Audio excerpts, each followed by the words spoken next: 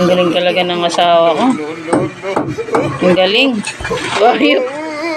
Wala, di ko ano pa. Naglalagay po siya ng syurak. So, dahil mababa, kailangan niya gumapa. Wow. Nakakamangha. Ang galing. Ano sabi mo, Miguel?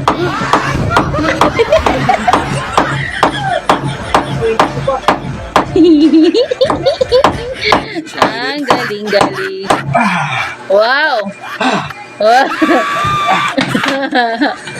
Ang galing talaga ng jowa ko. Nakakamangha.